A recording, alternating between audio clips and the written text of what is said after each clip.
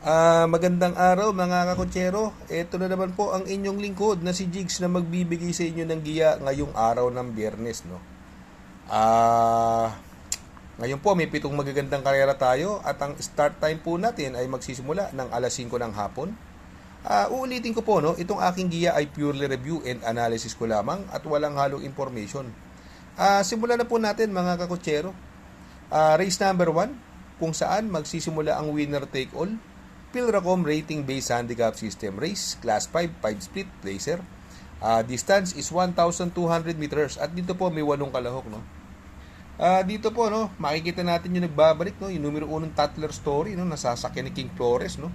Napakababa sa laban, kaya lang lately before siya nagbakasyon, hindi magaganda mga tinatakbo niya, no. Kaya lang baka madaan to sa baba ng laban, no. At nakapagpahinga naman siya, no. Malaki po chance niya, no. Ito pwede magdala ng unha, no, yung 1 for the road, no. At pwede magbigay ng pressure sa kanya si Arigato at si Keep the Jade, no. Kung magkaganon pa man, pwedeng rumimati si ano dito, no, yung bagong baba ng rating basis din, no, yung numero 6 na si Jersey Crown, no, nasasakyan ni Onyok Garcia, no. At ito pandihado ko rin to, yung numero 8, Heaven and Earth, no. Magaling po kay RA Base yan, no. Si Heaven and Earth, no. At yung Little Miss Saturday, ito nakakadihado po yan. Laging nakakalong shot yan, Little Miss Saturday, no? Pero para sa akin, no, magtatatlo po ako dito sa race number 1, no? Doon ako sa numero 6, Jersey Crown.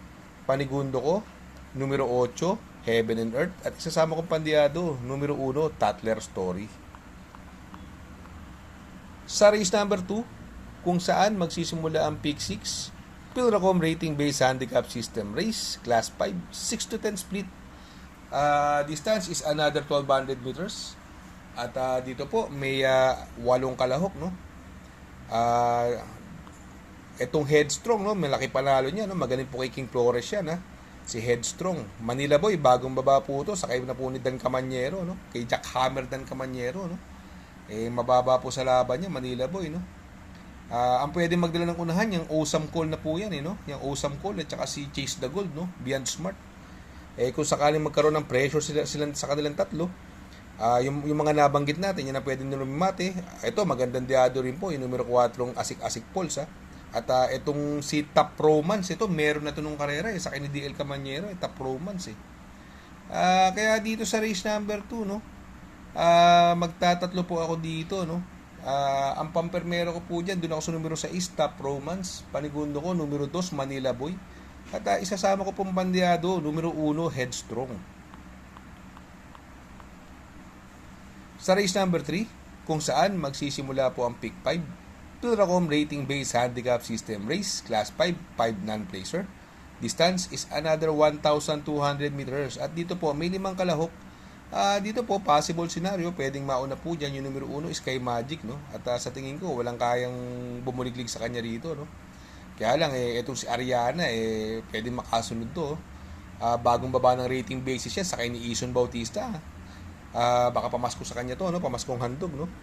Itong Raha Bago, kukonti lang sila, baka makarimati na po to. Binigay na po kay RC Baldonido, no? Kaya dito sa race number 3, magdadalawa na lang po ako dito. Ang pili ko po dyan, doon ako sa numero 2, Ariana. At ang panigundo ko naman po, numero 4, Raha Bago. Sa race number 4, kung saan magsisimula po ang Pick 4, Pilracom rating based handicap system race, class 4, 28 to 33. Distance is 1,200 meters at dito po may 8 kalahok. Dito po maraming mabilis po dito, no. Ito Save My Savings, naipanalo po ni Jan Alvin yan last run, no. Kaya lang ang maraming mabilis diyan, andiyan si Moon River, no. Chrome Platter, Winged Heart. Ayan po ang pwedeng magbigay ng pressure sa kanya, no. Pero kung makakauna naman to, sa tingin ko malaki pa rin po ang panalo, no. Ito namang si Parisian Life, binigay na po kay Patty Dilemma, no. Pwedeng iuna, pwedeng isunod, no. Si Topstar naman, nagpagpag lang ng Kalawang nakaraan at medyo malalakas yung nakakalaban nito ng Topstar, no. Sakay ni Conrad Henson, gamay niya po yan, no. Ito naman si Bravo, ito, laging in the money ito, si Bravo, at lumalaban sa malalakas na laban yan, no. Si Bravo, no, kila si Rice, no. Kaya dito sa race number 4, no, magtatatlo po ako dito. Doon po ako sa numero 8, Bravo. Panigundo ko, numero 6, Parisian Life. At isasama ko pong pandiyado, numero 7, Tapsar.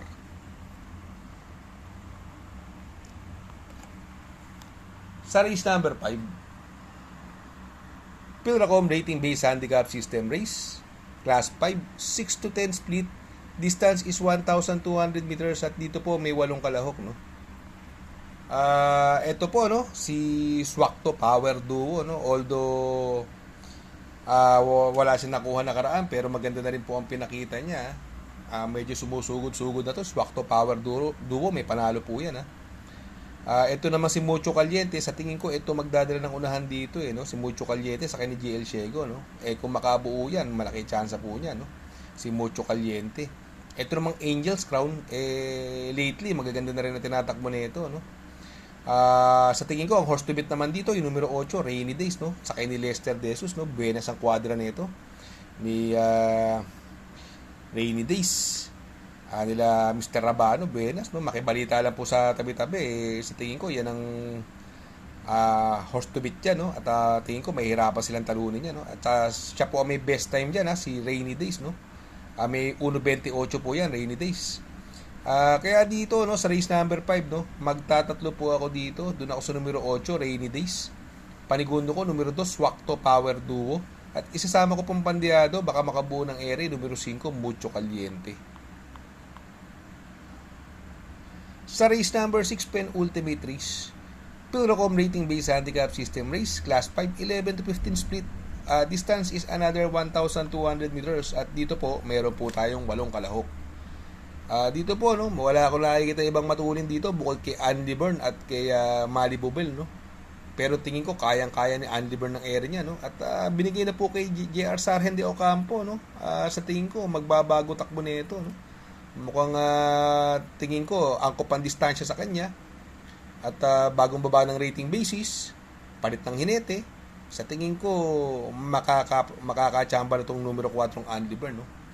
Ang pwedeng magbigay ng magandang laban po sa kanya rito, yung numero 9 work from home, no. Ito si magaling po kay John Paul Gusi yan, at mababa po sa laban, no. Ito namang batang after 7, lagi rin pong indaba nito, no, sa kanya ni RC Baldonido, no. Pero para sa akin tong race 6, no, magdadalawa na lang po ako rito. Doon ako sa numero 4, Andy Byrne, at panigundo ko naman po numero 8, work from home. Sa race number 7, sa last and final race, Pilracom rating based handicap system race, class 4, 16 to 21 split, distance is 1,200 meters at dito may 8 kalahok, no. Dito po, no, another anybody's race po itong last race na to, no. Sa tingin ko may mga panalo dyan, yung Cold Digger, Electrify, Gray Factor, Queen Gabi, no. Pwede magdala ng unahan dito, no, either si Cold Digger, no, Lucky Julian, pero tingin ko itong si Cold Digger, pag pinilit ni Jan Alvin mauna yan, mahihirapan sila dyan, no. Itong Gray Factor naman, magaling po kay Noel Lunaria, no. Laging timbang to, si Gray Factor, no. Si Queen Gabi naman, ito, bagong baba na rating basis sa kay ni Michael De Jesus. At itong Electrify, naiiksian lang kasi ako sa karera, no, sa kay nung may gamay sa kanya ni JG Serrano, no. Kaya dito sa race, sa last race, no, sa last and final race, magtatatlo po ako dito, Doon ako sa numero 4, Gray Factor. Panigundo ko, numero 5, Queen Gabi. At isasama ko po pandiado, numero 2, Cold Digger. Shout out nga pala kay Sir Pax ng Barkadahan OTV. Located po siya sa 1139 New Antipolo Street, Corner Vargas. Malapit lang po sa Abad Santos, yung bagong ginawang tulay. Very convenient and attentive po ang mga tao. Pwede po kayong mag-EB at party while betting on racing. Baka magawi kayo dyan sa Herrera, Corner Oroqueta. Andyan po ang Pipay's Halo-Halo. Ang isa sa pinakamasarap na halo-halo at homemade lahat ng ingredients po dyan. Ultimo Ice Cream. Tabi lang po yan ng Pares. At tatapat po ng Kapihan. Shout out kay Sir Arnel Mendoza. Please support his channel. Shout out po Sir Arnel Mendoza. Good luck mga kakutsero. Sana po matapat ang ating giya at yung mga nakasunod. Sana po ay magsitama po kayo. Ako yung makikiusap lamang at makikisuyo sa inyo na please like, share, subscribe, and hit the notification bell para update kayo sa aking mga giya. Good luck po and happy racing.